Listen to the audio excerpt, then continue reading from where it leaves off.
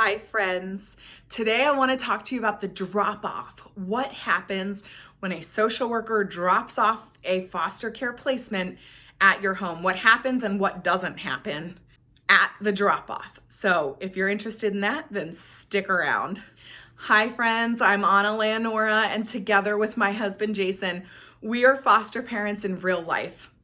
And here on my channel, From the Fosters, we do foster parenting life together and raise awareness for the foster care system. So if any of that interests you, then please consider subscribing to my channel below, liking this video, and hitting that post notification bell so that you won't miss out when I post new videos like this, and so you can join my growing family here on YouTube. So you've gotten the phone call for a placement, you've said yes. Now what happens? So we were given 2 hours for our first placement, 2 hours notice. It was around 2 o'clock in the afternoon. We got the phone call. We said yes. They told us they'd be at our house at 4, and they did show up right around like 4:15, 4:30. So we really had like 2.5 hours. And with our second placement, we actually had a day. We had like 1 full day's notice. So that was for different circumstances and different reasons that I'll talk about another time. But we had a full day's notice for that one, but more often than not, you're not given much time. So when the social workers show up at your house, they have a child or the children in the back seat of their car, and they have whatever children's belongings or stuff or things that came with the child or will be coming with the child in the trunk of the car. So what the social workers did with us first was they pulled the belongings out of the car, let us bring them inside and put them aside in the living room or in a bedroom and just set them aside. And then they got the child out of the car and they introduced us to the child and the children to us. And then they bring the kid in. And in both cases for drop off for us, they came right into the living room.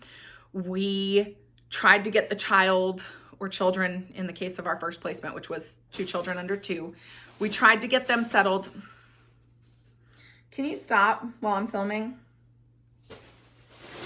So we would try to get the children settled with a snack or the TV, like something to drink, a bottle or juice, sippy cup or whatever. Get the kid a snack, hand them a toy, get them to watch TV, kind of get them settled. I'm sorry, you guys, my cats always choose, like while I'm filming, to run around and be maniacs. I don't know why they can't do it when I'm not filming, but it's always when I'm filming. So running into the camera, making weird noises in the back, I apologize. It's just my cats. Where was I? So we get the children settled in the best we can, just with something to occupy them so that we can talk to the social workers. And the social workers have you go through and sign a bunch of paperwork. You sign a whole bunch of policies and procedures that we already had to sign when we became licensed foster parents. Like, we had to sign all that for our licensing. They made us re-sign them all again. Medication administration forms, water safety forms. Like, we had to go through and sign so many forms. And then the social workers tell us what little bit they do know. Like, I asked, do the children have any allergies? Do we know anything about their feeding schedule, what food they're eating, when they're eating? What do we know that what do you all know that you're allowed to relay to us? And honestly, guys, they don't know much. Like,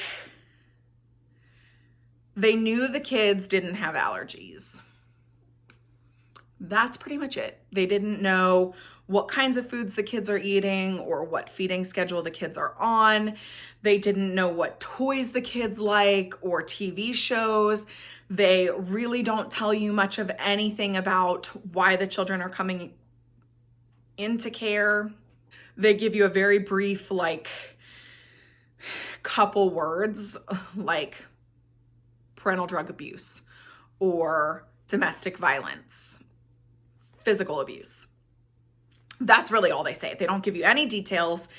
They don't tell you anything else. So what was so crazy to us was my husband and I, with our first placement, we had never been parents. And while we had some understanding of child care. We'd never been parents.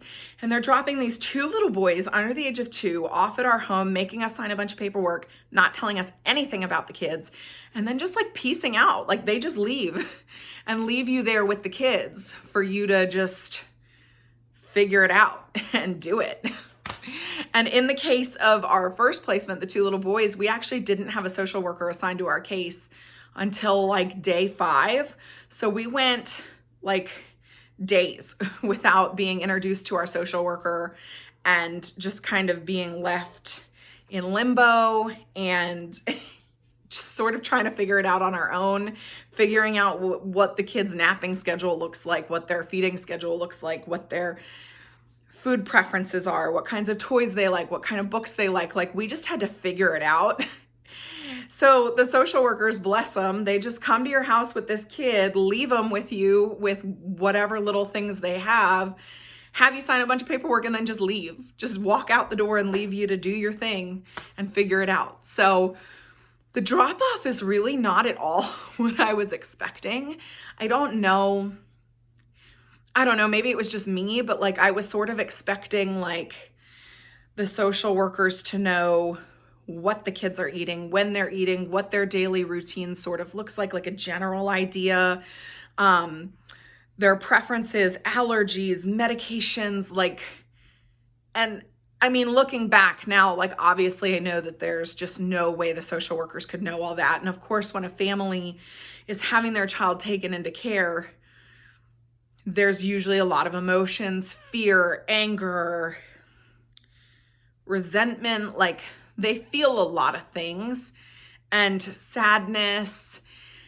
And so I'm sure it doesn't cross their mind to like write out a detailed list to send with their child of these things. So it is really important for the foster parents, when contact is made between the foster parents and the biological parents, to ask those sorts of questions, because there's no other way you would know. Like there's no other way to know that besides asking the parents or whoever was caregiving for the child. So in the case of our first placement, like I said, we didn't have a social worker for several days. So we actually ended up never making contact with the biological parents.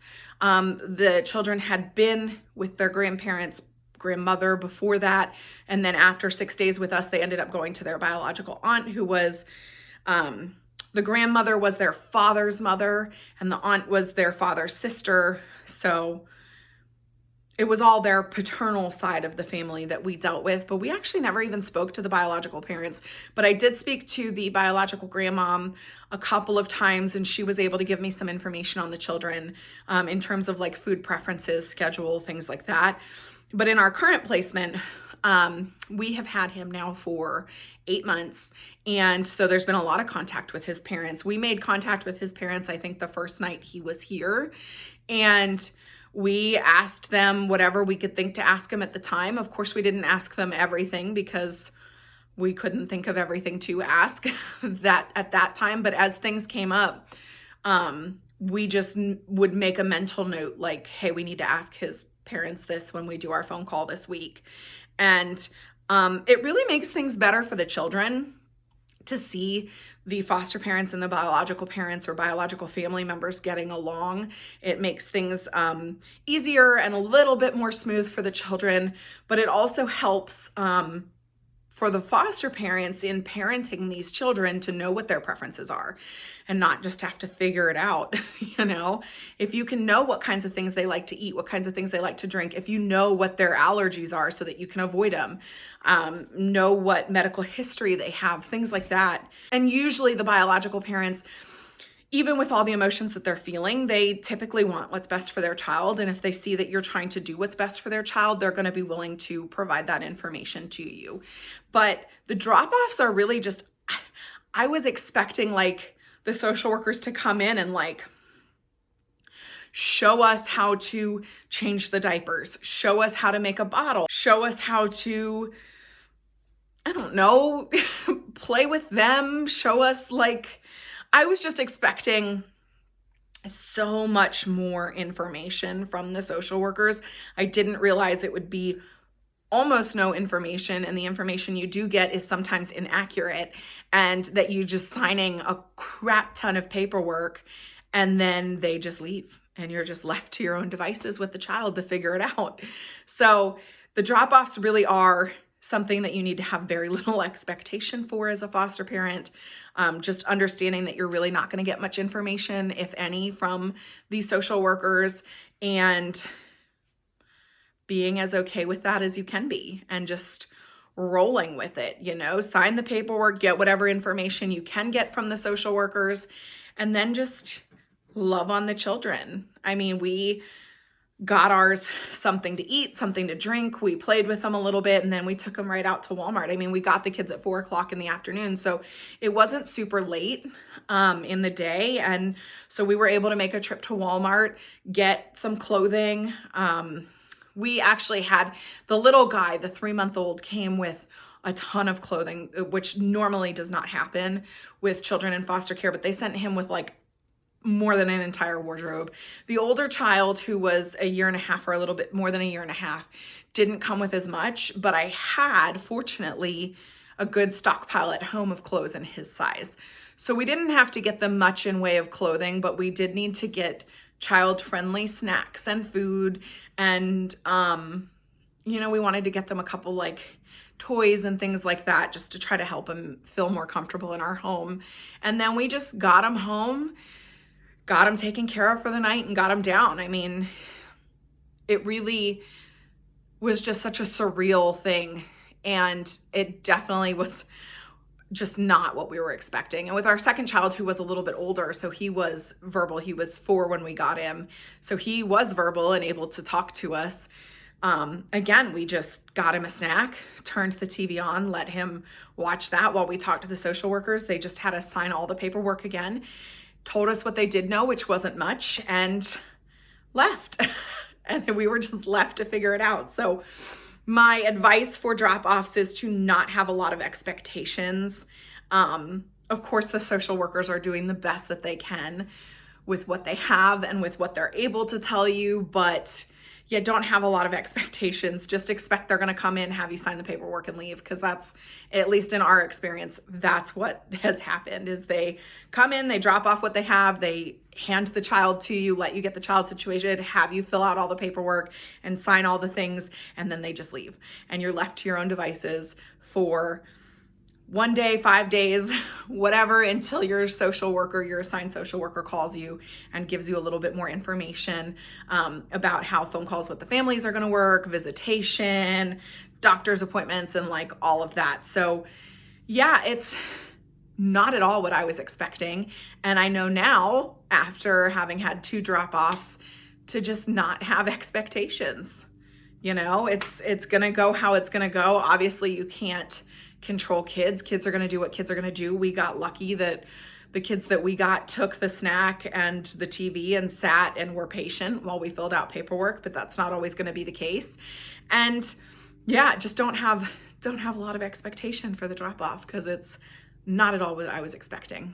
So that's really all the advice and stories that I have about drop-off, just to have minimal expectations for what is going to happen at them, other than know you're going to be signing a lot of paperwork and you're not going to get much information about the children. But otherwise, those are the only expectations you should have about drop-off, because if you have too many expectations, you're going to be let down. So don't have the expectations, let it go how it's going to go, and you just got to roll with it like everything else in foster parenting.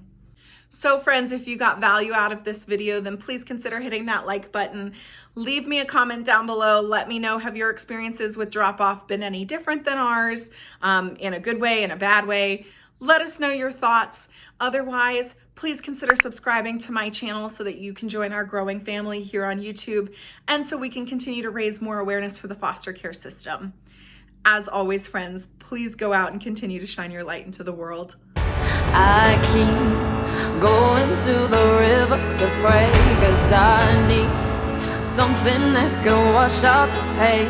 And I'm sleeping all these demons away, but your ghost, the ghost of you, it keeps me awake. My friends